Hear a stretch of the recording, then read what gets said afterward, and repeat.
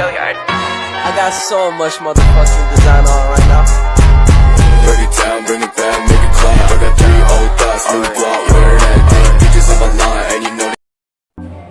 Hello everyone, my name is Noviani with NPM 224110022. At this meeting, we will discuss about uji 2 rata-rata. Pengertian uji 2 rata-rata. Uji 2 rata-rata adalah suatu metode statistik yang digunakan untuk membandingkan rata-rata dari 2 kelompok yang berbeda. Uji ini seringkali digunakan dalam penelitian ilmiah atau percobaan eksperimental untuk menentukan apakah ada perbedaan yang signifikan antara 2 kelompok tersebut. Kemudian ada definisi dari rata-rata. Rata-rata adalah konteks statistika, nilai tengah atau nilai rata dari suatu kumpulan data. Rata-rata dibagi menjadi 3 jenis, yaitu ada rata-rata aritmetika atau mean. Rata-rata aritmetika adalah jumlah dari semua nilai dalam suatu set data dibagi oleh jumlah total nilai data tersebut. Rumusnya adalah mean sama dengan jumlah semua nilai dibagi dengan jumlah total nilai. Rata-rata geometrik. Rata-rata geometrik dihitung dengan mengalihkan semua nilai dalam suatu set data, lalu mengambil akar pangkat n dari hasilnya, di mana n adalah jumlah total nilai. Rumus dari geometrik adalah geometrik mean sama dengan n akar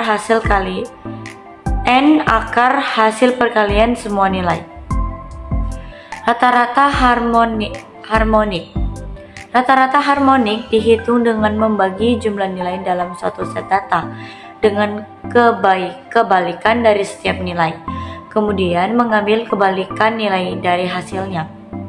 Rumusnya yaitu harmonic mean sama dengan n dibagi 1 dibagi x1 ditambah 1 dibagi x2 ditambah seterusnya sampai dengan 1 dibagi xn atau nilai seluruhnya.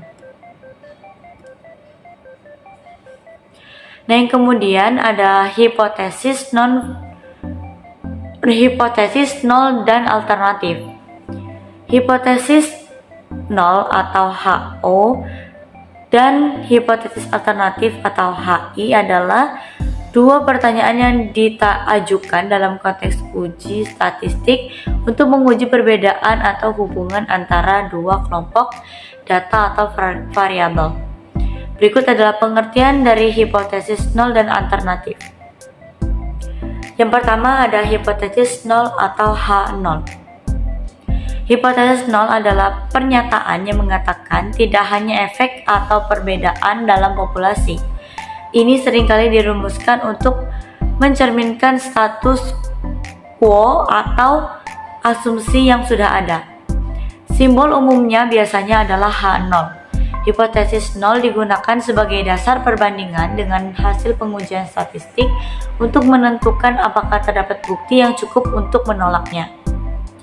Kemudian yang kedua ada hipotesis alternatif atau H1. Hipotesis alternatif adalah pernyataan yang menyatakan adanya efek, perbedaan, atau hubungan dalam populasi. Ini mencerminkan apa yang ingin diuji atau dibuktikan oleh analisis statistik. Simbol umumnya diwakili oleh H1 atau HA. Hipotesis alternatif menyatakan apa yang ingin dicari tahu atau buktikan melalui analisis statistik. Jika terdapat cukup bukti, kita dapat menolak hipotesis nol dan mendukung hipotesis alternatif. Yang selanjutnya ada jenis hipotesis alternatif. Ada 2 jenis hipotesis alternatif, yaitu hipotesis alternatif satu arah. Pengertiannya yaitu mengindikasikan perbedaan atau efek hanya satu arah, seperti lebih besar atau lebih kecil dari nilai tertentu. Kemudian yang kedua ada hipotesis alternatif 2 arah. mengindikasikan perbedaan atau efek kedua arah, tanpa menentukan apakah lebih besar atau lebih kecil dari nilai tertentu. Kemudian ada uji statistik. Uji statistik merupakan suatu metode atau prosedur matematis yang digunakan untuk membuat keputusan atau kesimpulan mengenai suatu hipotesis terhadap data statistik. Berikut adalah materi-materi umum yang terkait dengan uji statistik. Yang pertama yaitu ada definisi uji statistik. Uji statistik ini adalah suatu pendekatan matematis yang digunakan untuk menguji hipotesis, membuat keputusan atau mengidentifikasi pola dalam data. Hipotesis nol dan alternatif. Hipotesis nol atau H0 menyatakan tidak adanya efek atau perbedaan, sementara hipotesis alternatif atau H1 menyatakan adanya efek atau perbedaan yang diinginkan atau yang diuji. Kemudian yang ketiga ada parameter dan statistik. Parameter adalah ukuran numerik yang menggambarkan suatu karakteristik populasi. Statistik adalah ukuran numerik yang menggambarkan suatu karakter sampel. Kemudian yang keempat ada tingkat signifikasi atau A. Tingkat signifikasi adalah tingkat resiko yang diterima dalam membuat kesalahan tipe 1 atau menolak H0 ketika seharusnya tidak. Umumnya nilai A disetel pada tingkat seperti 0,05 atau 0,01. Kemudian yang kelima ada uji statistik parametrik dan non-parametrik.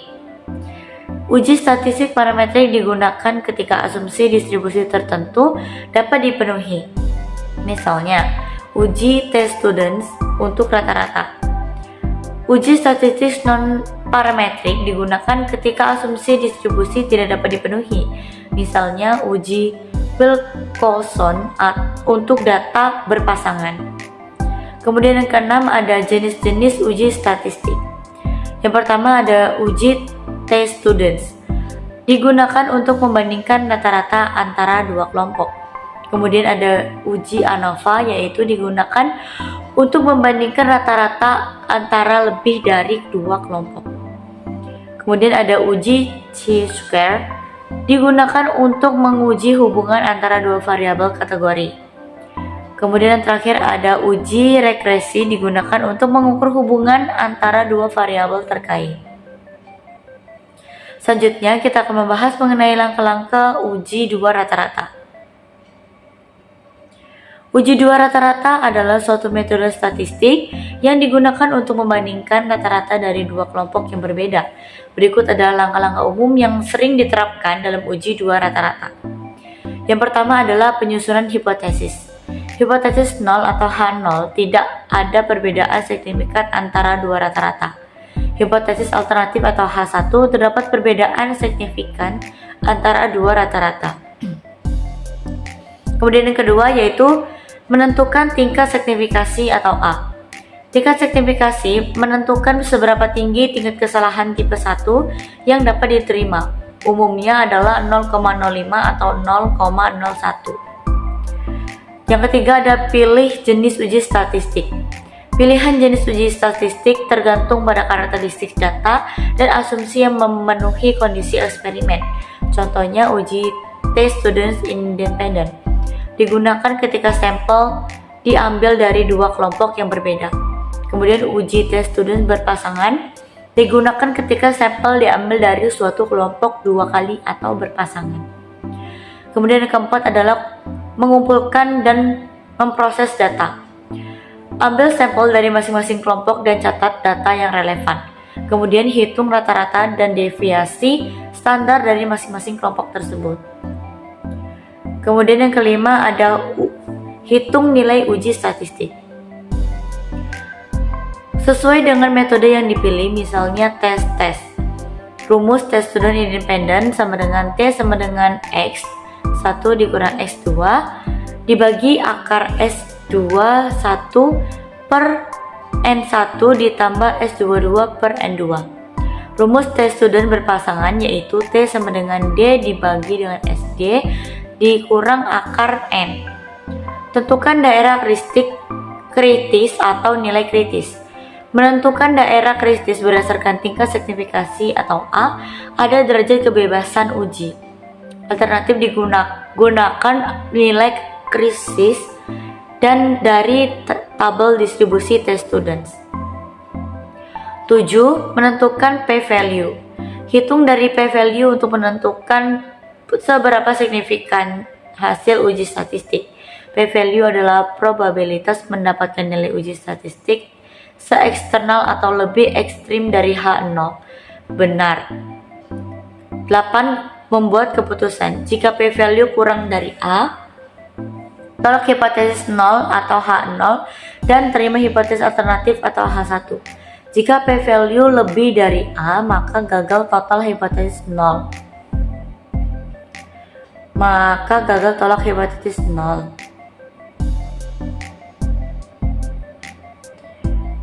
Dan selanjutnya ada uji dua rata-rata berpasangan dan independen, yaitu ada definisinya.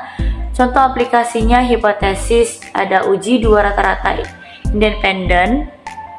Nah, ada definisi juga contoh aplikasi dan hipotesisnya.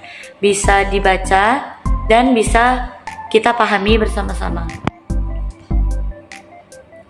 Kita next yang ke selanjutnya, yaitu interpretasi hasil. Yang pertama adalah memahami hipotesis 0 dan alternatif dan ada analisis p-value-nya. Kita bisa baca di sini hipotesis 0 dan hipotesis alternatif itu ada keterangannya.